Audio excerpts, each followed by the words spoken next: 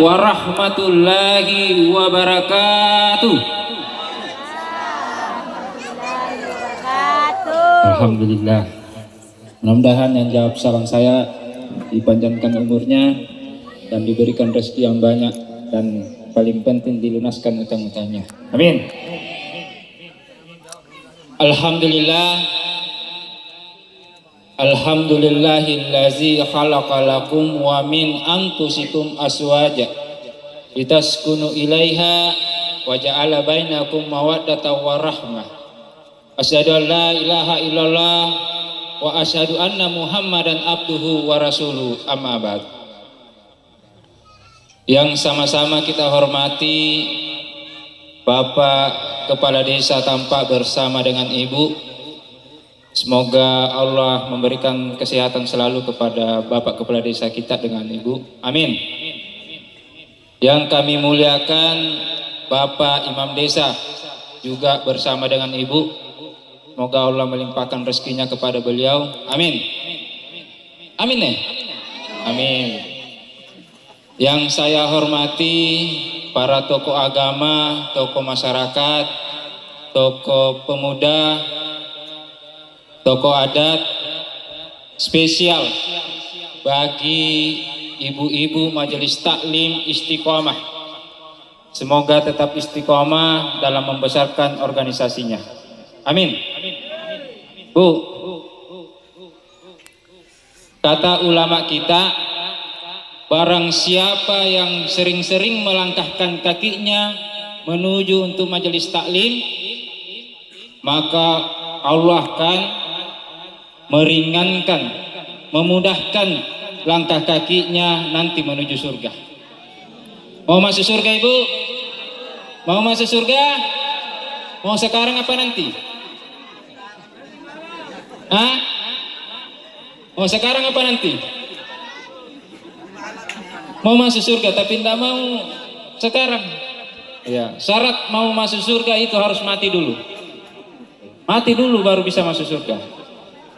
Yang spesial ya, suami baru, pengantin baru, Adinda Ansaruddin Anca, yang baru saja melepaskan bujangnya ya, di Kelurahan Suli tadi pagi.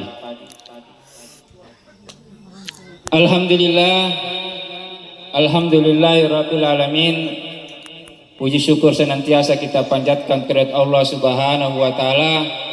Pada kesempatan hari ini kita semua masih diberi begitu banyak nikmat sehingga Allah mempertemukan kita di tempat ini dalam rangka melaksanakan pengajian pernikahan ananda kita, adinda kita Ansaruddin, atau sehari-hari kita panggil Anca. Selawat serta salam tercurah kepada junjungan Nabiullah Muhammad sallallahu alaihi wasallam, Nabi yang menjadi suri tauladan bagi kita semua. Bapak Ibu hadirin jamaah pengajian yang insya Allah sama-sama dimuliakan oleh Allah Subhanahu wa taala. Maka dari nenek kuriolo aku melo kobotina engka dua syaratna. Ada dua syarat kalau kita mau pengantin. Apa itu? Yang pertama, maka ada nenek tariolo nale mulai matulili dapurangnya maka pitu lalu nasyaso napi mulai mak bene. Nanti ketika kita mampu mengelilingi dapur 7 kali sebanyak 7 kali dalam sehari, baru kita mampu. Naku anca nama 70 bisa dukan asangallo. Jangankan 7 kali, 70 kali kata anca bisa. Padahal maknanya adalah pensara ka isina tupak barasang, pensara ka golla, pensara ka bestu, pensara ka wadin dikande lalu. Itu maknanya. Jadi syarat pertama adalah mampu kelilingi dapur sebanyak 7 kali dalam sehari. Lalu syarat yang kedua, kata nenekku dulu, macapi manjo ngalakaju na maca paning patamakaju. Maca manjo ngalakaju na maca patamakaju. Kalau ancak saya lihat karena tetangga kak, ketira 5 becak. Tira coba. Maka enggak Makassar. Saya yakin ancak ini adalah orang pekerja keras, pintar pergi ambil kayu. Setuju Ki? Setuju. Apalagi yang satu tadi, macam apa makaju. Kada ketira. Ya, biar bukti yang panasa. Saya yakin kuat. Lalu kemudian kalau setelah syarat ini sudah kita mampu mengelilingi dapur, pintar ki ambil kayu, pintar ki juga mapata makaju, maka Nabi menganjurkan kita untuk mencari calon istri yang baik sesuai dengan tuntunan agama. Tunkahul mar'atu lir'aba, kata Nabi, ketika engkau ingin mencari istri, maka lihat 4 hal. Apa itu? Yang pertama, wajah maliha, lihat kecantikannya. Kenapa mesti cantik itu istri? Bayangkan Ki, baru bangun Ki, istri tak dilihat. Sarapan Ki, istri tak lagi dilihat. Sudah Ki mandi, mau pergi kerja, istri tak lagi dilihat. Pulang. Tapi bukan sebuah kewajiban. Karena kenapa? Kira-kira kalau umur tak sudah 50 tahun ke atas, biar pada apa kita pakai, tidak bisa bohong. Gigi sudah hilang, kira-kira masih cantik. Adakah yang cantik kalau umurnya 70 tahun? Ada. Apalagi sekarang serba palsu. Alis palsu. Bulu mata jangan minta dibilang.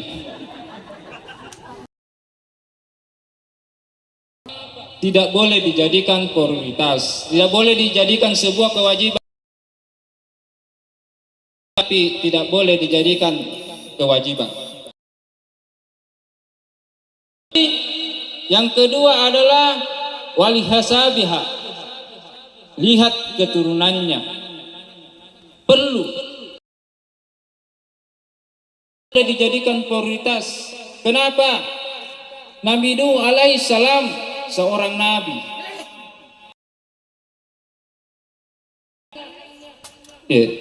Jangankan mau kenal agama, tidak Islam saja tidak mau kenal. Dia berdusta kepada agama nabinya sendiri. Ada juga orang ustaz bapaknya, penjudi anaknya. Ada juga orang peminum bapaknya, tapi saleh anaknya, hafal Al-Quran anaknya. Artinya apa Ibu? Tidak boleh dijadikan prioritas. Silakan kita cari yang bagus. Karena kenapa? Bibit yang unggul pasti juga berpotensi untuk bagus. Dakela manjoki ngara cangke, pasti tajaka tu bibi mabalong, jaka indona mabalong. Karena kenapa? Pasti ada genetika di dalamnya. Buah jatuh tidak jauh dari pohonnya. Itu dulu. Kalau sekarang, mambil lami manjo. Lalu yang ketiga kata Nabi, kalau kita mau cari pasangan, carilah yang punya 5 liha. Apa ini 5 liha? Adalah harta. Penting juga kita kalau mau mencari istri atau mau mencari suami, lihat hartanya. Kenapa mesti begitu? Karena banyak data menunjukkan bahwa kebanyakan rumah tangga renggang. Banyak orang cerai gara-gara faktor ekonomi. Bayangkan Ki, kalau penghasilannya suami tak cuma 100.000 dalam 1 hari, sementara harga paket tak dalam 1 hari 150.000. Bagaimana tidak berantem Ki setiap hari? Tak lama sedikit-sedikit bunyi Shopee paket. Baru-baru lagi ya, untung-untung kalau baju majelis taklim jadi pakai dibeli, masih ada kita pakai. Belum pergi dipakai 2 hari, muncul lagi model baru. Sakit kepalanya suami. Mau tidak mau, pasti kita membeli. Ya, apalagi sekarang zamannya modern. Tiroki Bali Banua ngali kulkas, bapak na ngali kulkas sembali itu, tak bampa kita. Ngali oto, tak bampa kita. Ini yang membuat suami, kita sebagai suami, karena saya juga seorang suami, kadang merasa berat. Di lain sisi inilah kesanggupan kita. Di lain sisi memang sudah menjadi tuntunan. Jadi ini pesan untuk Anca. Nanti kalau ada istri, ya harus lebih kuat bekerja. Karena kenapa? Ada yang harus kita hidupi. Lalu yang keempat, kata Nabi, kalau kita ingin mencari istri adalah walidiniha, agamanya. Inilah yang paling penting. Karena kenapa? Karena agama tidak akan pernah luntur sekalipun kita sudah tua. Sampai mati, kalau agama bagus, yang tadinya mungkin setengah-setengah cantik jadi cantik, yang tadinya mungkin setengah kaya jadi kaya, yang mungkin tadinya keturunannya kurang-kurang bagus jadi bagus, karena agama bisa menutupi semua. Bayangkan Ki, adakah di tampak kira-kira ini Bu, adakah kira-kira di tampak bagus nih, cantik nih, kaya nih, dari keturunan Mbak Be nih, bagus agamanya, adakah kira-kira? Ada? Kalau ada kasih kenal Kak juga. Ya. Jangan dibilang nanti menyaresan. Ya. Lalu jadi pertanyaan bagi perempuan, enak benar jadi laki-laki bisa memilih? Siapa bilang perempuan tidak bisa memilih? Boleh Bu, boleh kita jemput bola, betulan? Boleh. Kenal Ki Hadijah? Kenal Ki Hadijah kah? Bukan Hadijah Manyanti. Bukan juga Hadijah Ibu Bidan. Hadijah Siti Hadijah, istrinya Nabi. Hadijah dulu adalah seorang janda pengusaha. Ketika dia melihat Rasulullah berdagang dengan jujur, dia gagah, kaya juga. Rasulullah itu waktu masa mudanya dia adalah orang kaya. Dia adalah pengusaha sukses. Ketika dikenal Khadijah, dia suruh utusannya ini pergi cari tahu ada mereka suaminya, istrinya itu Muhammad. Cari tahu dulu. Pergilah diutus. Ternyata Muhammad pada waktu itu masih bujang, belum ada yang punya. Maka dimintalah Abu Bakar dengan Abu Thalib, pamannya pada waktu itu, untuk melamar Khadijah. Khadijah minta. Jadi jangan beranggapan kita ini wanita tidak bisa menjemput bola. Silakan Ki, kalau ada yang bagus akhlaknya, tanya-tanya ada Mika. Jangan tanya saya, jangan tanya Pak De, tetap ada Mi. Kalau ada yang bagus agamanya, bagus keturunannya, kaya, tanya-tanya Ki, ada Mika, ada anakku, atau ada siapa. Silakan kita jemput bola, tidak ada larangan.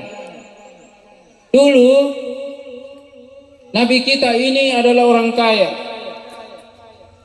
Bayangkan waktu dilamar Khadijah, kita tahu berapa maharnya Nabi kita? Tahu Ki? Berapa mahar yang diberikan Muhammad kepada Khadijah? Yaitu 20 ekor unta betina sebagai mahar. Harga unta hari ini sekitar 50 juta kalau dirupiahkan. 50 juta kali 20 ekor unta itu sama dengan 1 miliar.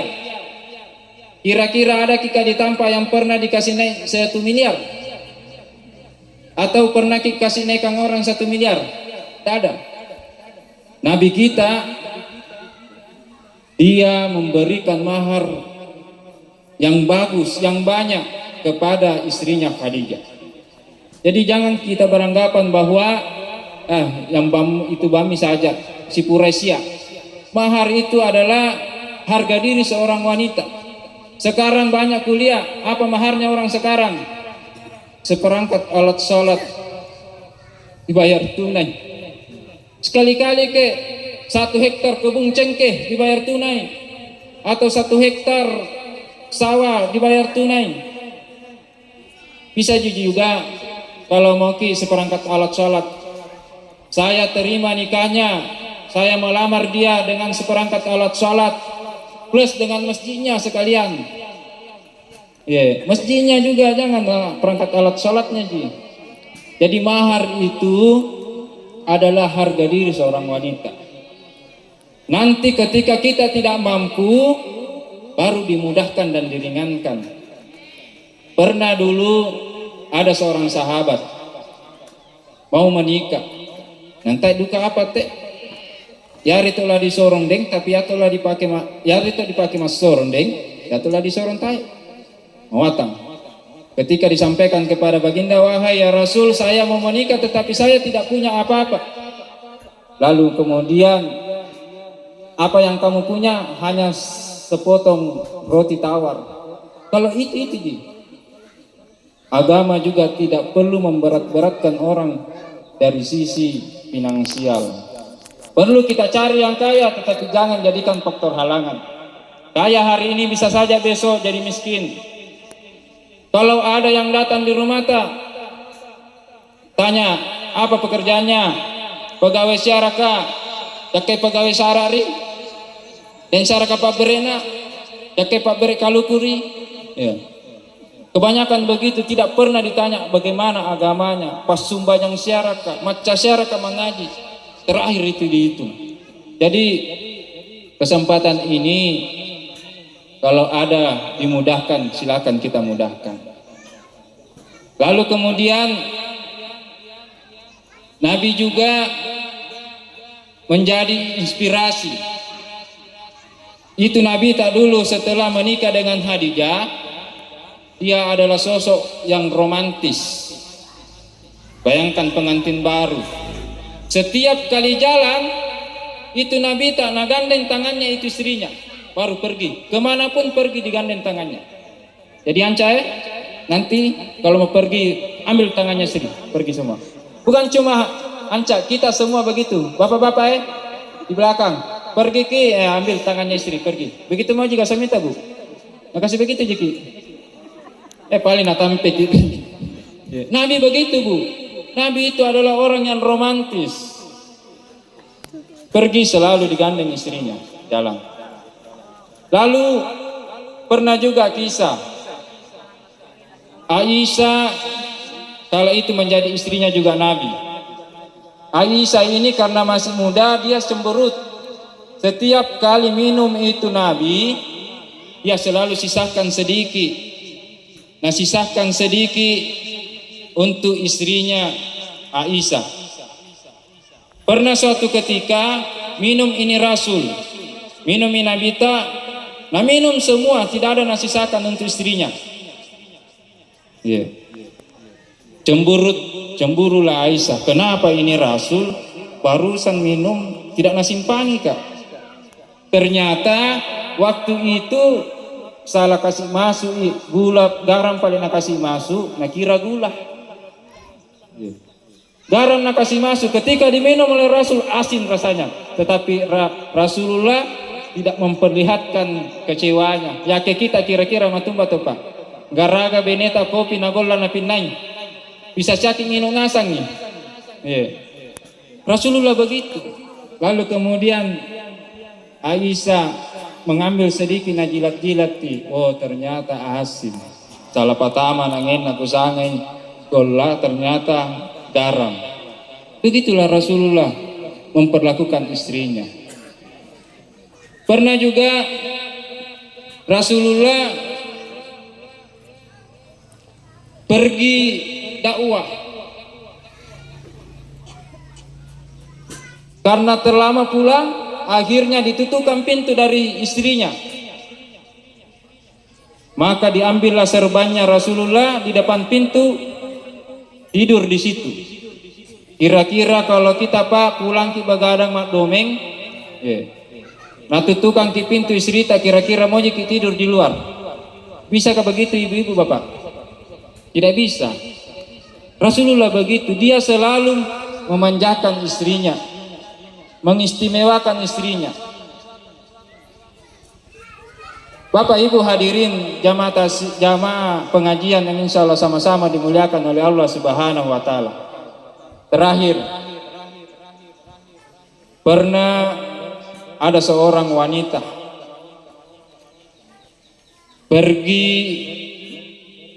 yang soleha, setiap hari dia berdoa, ya Allah berikanlah aku jodoh yang baik, ya Allah berikanlah aku jodoh yang baik. Setiap hari begitu. Sampai dia pergi ke Jabal Rahmah masih berdoa seperti itu.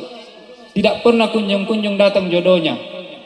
Lalu kemudian setelah pulang ke Jabal Rahmah, dia kembali berdoa dan berharap Allah mendengarkan doanya, mengabulkan doanya. Lalu kemudian sampai di kampungnya kembali, bukannya orang yang datang melamar, malah nagigi anjing kakinya. Apakah Allah tidur? Tidak. Apakah Allah melihat semata-mata itu sebagai ujian? Setelah digigit kakinya anjing, maka dirawat di rumah sakit. Setelah dirawat di rumah sakit, ternyata ada jodohnya seorang dokter. Nasabari rito nakingke asu kajena, Allah mempersiapkan jodoh yang terbaik seorang dokter. Jadi saya berharap kalau ada yang belum punya jodoh, pakai kebami kajeta asu. Siapa tahu tadi sing pas sabaran. Iya. Bapak Ibu hadirin jamaah pengajian yang insya Allah sama-sama dimuliakan Allah Subhanahu wa Ta'ala.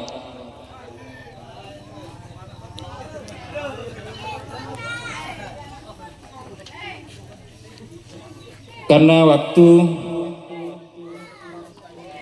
saya sebagai inti pesan pengajian hari ini ada bagaimana pekerjaannya ibu-ibu untuk membagi tugas dengan bapak-bapak.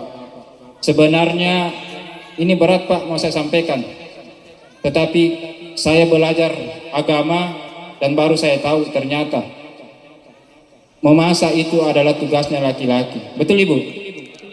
Betulkah itu? Betul. Mencuci itu ternyata tugasnya laki-laki. Saya baru tahu itu setelah saya baca dan dengar. Memasak, menyapu, mencuci, semua tugasnya laki-laki. Apa tugasnya perempuan? Cuma dua. Sading mele-mele tebu. Cuma dua. Yang pertama taat kepada Allah, dan yang kedua berbakti kepada suami. Kalau nasuruh ki suami ta mencuci ki. Eke nasuruh ki moneta masas menyapu ki. Nasuruh ki memasak ki. Karena tugas ta sebagai seorang istri adalah berbakti kepada orang suami. Memang tugasnya suami itu memasak, mencuci, tetapi karena harus berbakti, maka mau tidak mau kembali kepada kita sebagai seorang istri yang berbakti kepada suami. Cukup sampai di sini, mudah-mudahan ada manfaatnya. Wabillahi taufiq wal hidayah. Assalamualaikum warahmatullahi wabarakatuh. Capek sekali tanganku.